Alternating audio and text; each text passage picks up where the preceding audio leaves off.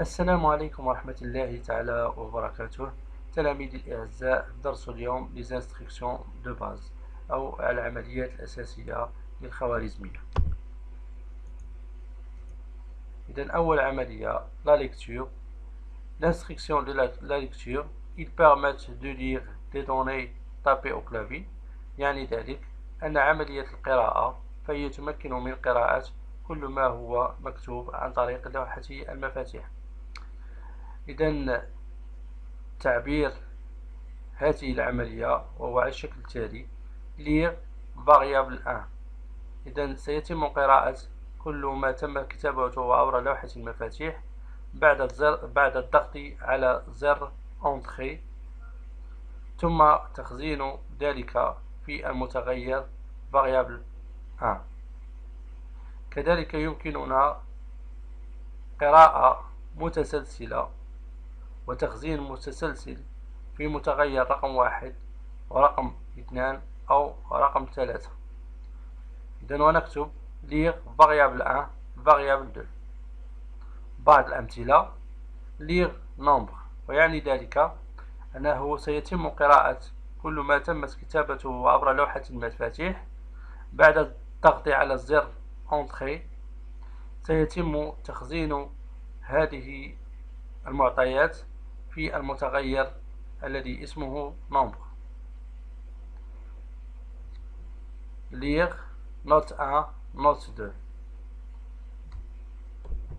إذا نمر إلى العملية الثانية وهي عملية الكتابة l'écriture.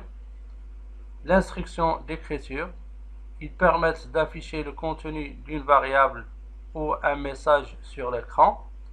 إذن تمكن هذه العملية من كتابة محتوى متغير أو رسالة نصية على الشاشة. تعبير écrire variable. إذن سيتم كتابة أو نسخ محتوى المتغير الذي اسمه variable في الشاشة أو على الشاشة. كذلك écrire message. إذن سيتم كتابة محتوى التعبير message على الشاشة أو الرسالة النصية message على الشاشة. مثال: soit A est une variable. écrire A يعني ذلك سيتم كتابة محتوى المتغير A على الشاشة. écrire hello world سيتم كتابة الرسالة النصية hello world على شاشة الحاسوب. إذن عملية l'affectation أو الإسناد. إذن l'affectation est une opération qui consiste à attribuer une valeur à une variable. Il est représenté par un flèche orienté à gauche. وهي عملية تمكن من إسناد قيمة لمتغير ويتم التعبير عنها بالسهم المتجه نحو اليسار. تعبير valeur ou expression affectée dans la variable. إذن تتم القراءة من اليمين نحو اليسار. مثال ذلك: 10 مسندة إلى A أو 10 est affecté à A. فالقيمة 10 سيتم تخزينها في المتغير A. مثال ثاني: A زائد 1. إذن محتوى A سنضيف إليه العدد 1 ثم بعد ذلك نقوم بتخزينه في المتغير الذي اسمه NB. ويمكن كذلك نسخ متسلسلة من الأحرف على شكل سفيان مثلا، هذا الاسم. إذا نضع المعقوفات ثم نقوم بإسناد هذه القيمة إلى المتغير الذي اسمه nom. Les expressions ou opérateurs، التعابير والعمليات. إذن Une expression est un ensemble de valeurs reliées par des opérateurs est équivalent à une seule valeur. التعبير وهو عبارة عن مجموعة من القيم المرتبطة فيما بينها عن طريق عمليات الجمع أو الضرب أو القسمة أو غيرها من العمليات الرياضية. مثال ذلك 4 زائد 2 5 في 6 4 أصغر من 9 A أكبر من 6 C زائد B. إذن الأعداد 4 و 2 أو C و B تسمى des opérandes، والعملية زائد أو الضرب أو أصغر تسمى ب les opérateurs. Un opérateur est un signe qui relie deux valeurs pour produire un résultat. Opérateur plus, soustraction, multiplication, division, la puissance, inférieure et non ou. إذن هناك تعابير أو العمليات الرياضية مثل الجمع، الطرح، الضرب، القسمة، خارج القسمة الصحيحة الطبيعية والقسمة الصحيحة الطبيعية وكذلك الأس. وهناك كذلك العمليات المنطقية مثل و أو ولا أي أو نو.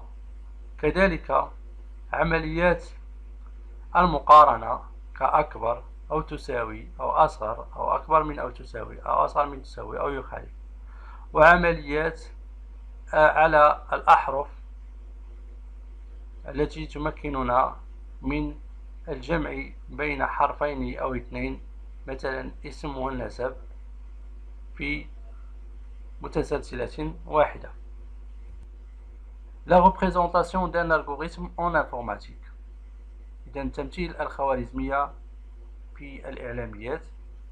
Un algorithme s'écrit en pseudocode est composé de trois parties suivantes. إذن الخوارزمية فهي عبارة عن أكواد، وهي تجزأ إلى 3 مكونات أو 3 أجزاء. إذن الجزء العلوي أو الرأس l'entête qui est constitué de mots algorithme suivi de noms identifiant l'algorithme. يعني ذلك في الرأس نكتب algorithme متبوعة باسم الخوارزمية. La partie déclarative، وفي هذا الجزء يتم تعريف المتغيرات والثوابت التي سنستعملها في البرنامج كمدخلات. Il comprend une liste des variables et des constantes utilisées et manipulées dans le corps de l'algorithme. وجسد الخوارزمية وهو الذي يتوفر على جميع عمليات المعالجة التي ستطبق على المعطيات الرئيسية لهذه الخوارزمية. إذن يمكن تلخيص ذلك على شكل التالي: algorithme, non algorithme, les variables, on va déclarer ici la liste des variables, aussi les constantes, on va déclarer la liste des constantes, et le corps d'algorithme il commence toujours par début et fin. إذن جسد الخوارزمية فهو يبتدئ دائما بكلمة début وينتهي بكلمة fin. وفي الجسد نجد جميع عمليات المعالجة. إذن ملاحظة أن الألغوريثم s'exécute de façon séquentielle يعني بطريقة منتظمة. Les instructions s'exécutent les unes après les autres dans l'ordre où ils sont écrits. يعني يتم إنشاء أو إنجاز العمليات في الترتيب الذي حددناه مسبقا داخل الخوارزمية. إذن المثال: خوارزمية تقوم بحساب مساحة الدائرة. algorithme surface cercle. إذن نبدأ l'entête avec le mot algorithme ثم يأتيه اسم هذه الخوارزمية surface cercle. La partie déclarative وهي المنطقة التي يجب أن نعرف فيها المتغيرات والثوابت. مثال هنا la variable R, surface, ils sont de type réel, c'est-à-dire هي عبارة عن متغيرات التي يمكن أن يتم تخزين فيها أعداد صحيحة طبيعية. وكذلك هنا الثابتة P التي قيمتها 3.14. ثم منطقة المعالجة أو عمليات التي سنقوم أو سنطبقها على المعطيات أو المدخلات الأساسية لهذا البرنامج. écrire donner la valeur du rayon. إذن هذه العملية ستقوم بنسخ الرسالة النصية على شاشة الحاسوب. بالتالي مستعمل هذا البرنامج سيقوم بإدخال قيمة معينة عند النقر على زر Entrée. إذن ستقوم عملية لير بقراءة محتوى ما تم كتابته وتخزينه في المتغير R. بعد ذلك نقوم بضرب القيمة المتغير R في نفسها، ثم بعد ذلك نقوم بضربها في قيمة الثابتة P، والنتيجة نقوم بتسجيلها في المتغير surf يعني surface. ثم بعد ذلك نذهب إلى السطر ما قبل الأخير ونكتب écrire la surface du cercle A surface. إذا ستظهر لنا الرسالة النصية التالية la surface du cercle A deux points، وهنا سيتم إفراغ أو نسخ محتوى المتغير surf. بعد ذلك سننتقل إلى السطر الأخير fin الذي يمكن من إتمام أو الخروج من البرنامج. إذا التمرين الأول écrire un algorithme qui calcule la somme et le produit de deux nombres numériques. Exercice 2, écrire un algorithme qui calcule la moyenne de trois nombres numériques.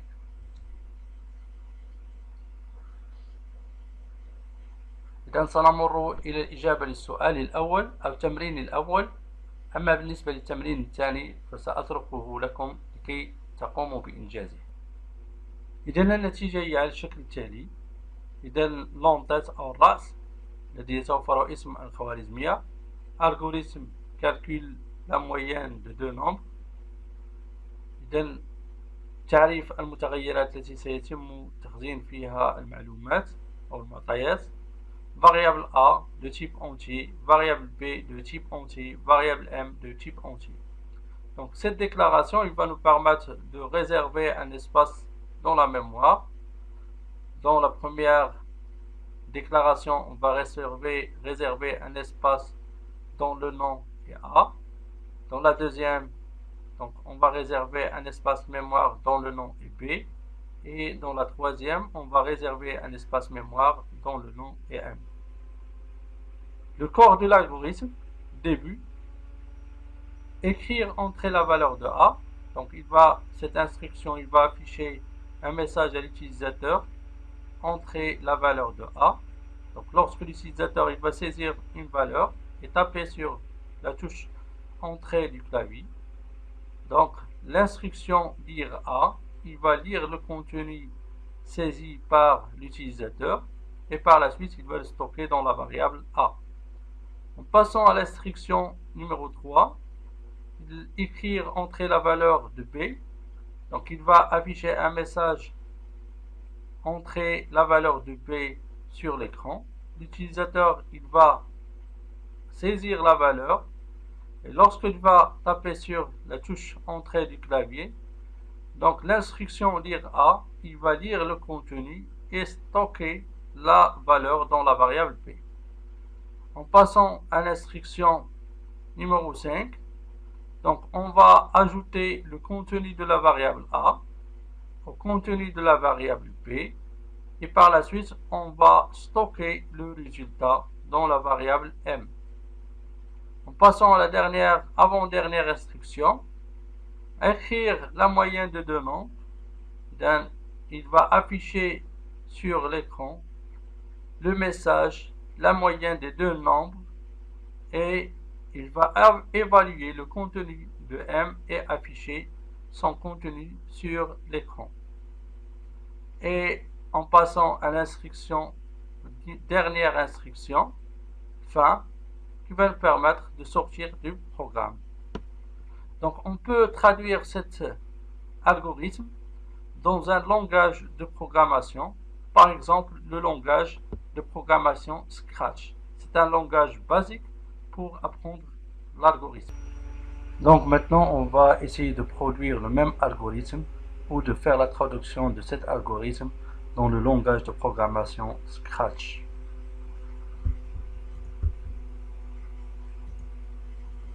Donc Scratch, c'est un langage de programmation basique qui va nous servir pour apprendre l'algorithmique par la suite des travaux pratiques. Donc le langage ou l'interface de compilateur de ce langage est composé du code, la partie des codes. Il y a les mouvements, les apparences, le son, les événements, les contrôles, les capteurs, les opérateurs, les variables et les blocs. Donc aussi il y a ce qu'on appelle le customs, où sont les sprites d'animation. Ce sont des images qu'on peut utiliser pour animer certains personnages sur la scène, pour par exemple faire des animations pour apprendre ou faire des animations pour les jeux ou d'autres choses. Donc aussi il y a le son, on peut ajouter des sons à notre code de programme, par exemple si on veut ajouter des sons pour un jeu. Donc on va revenir pour traduire notre code de programme ou notre algorithme de calcul de la somme de deux nombres. Donc on a besoin de déclarer les variables. Donc on doit ajouter deux variables. La première variable, il s'appelle trois variables, pardon. Première variable, il s'appelle A. La deuxième variable, il s'appelle B. La troisième variable, il s'appelle par exemple S, c'est la somme. Voilà, on aura trois variables. Donc A, B et S. Donc ces variables, leur contenu au départ est égal à 0. Donc on va afficher un message à l'utilisateur. Passons vers les capteurs, il va nous permettre d'ajouter des instructions comme l'instruction d'écriture qui va afficher un message à l'utilisateur. C'est l'instruction demander dans le langage Scratch. Demander, entrer la valeur de A. Et le résultat, il va être stocké dans la variable A. Donc on va mettre dans A la réponse. On revient ici au capteur et on va stocker dans la variable A la réponse de cette première instruction. Aussi, on va demander à l'utilisateur d'entrer la valeur de B et bien sûr on va stocker dans la variable B la réponse de l'utilisateur. On va mettre ici B et on va mettre dans la variable S la somme.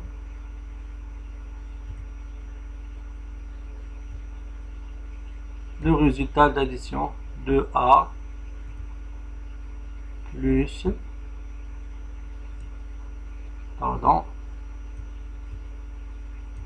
A plus B. Et bien sûr, on va dire, c'est-à-dire on va écrire un message apparence, par exemple dire Voilà.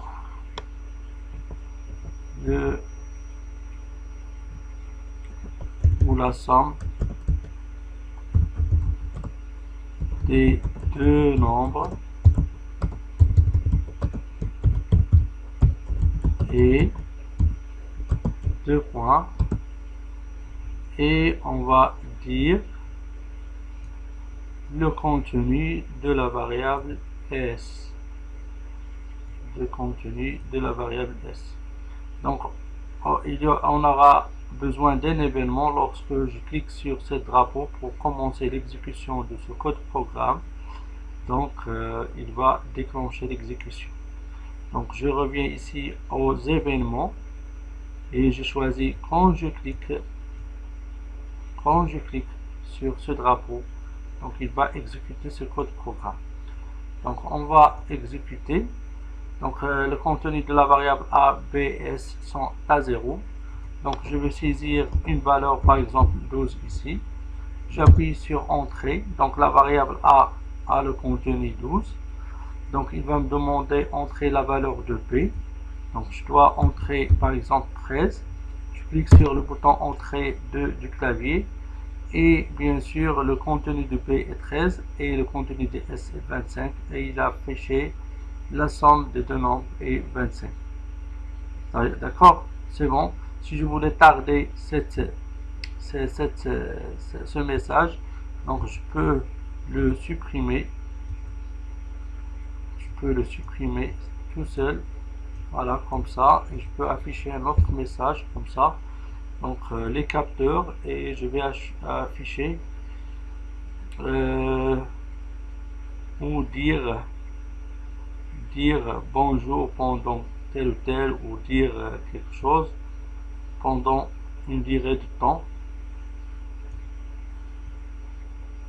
Voilà, par exemple 2 secondes, et par la suite il va afficher le résultat. Ici on va mettre la somme, par exemple la somme des deux nombres et 2 points. Donc après un certain temps de 2 secondes, on va faire afficher ce message. Donc je réexécute mon code programme. Donc entrer la valeur de a. Je vais entrer a, par exemple 13. Je valide par entrée. La valeur de a est 13. Je vais entrer la valeur de b, par exemple 17. La valeur de b est 17. Et voilà, la somme est 30. Donc on a vu que le message est affiché pendant 2 secondes. Je vous remercie pour votre attention et on se verra à la prochaine séance. Merci.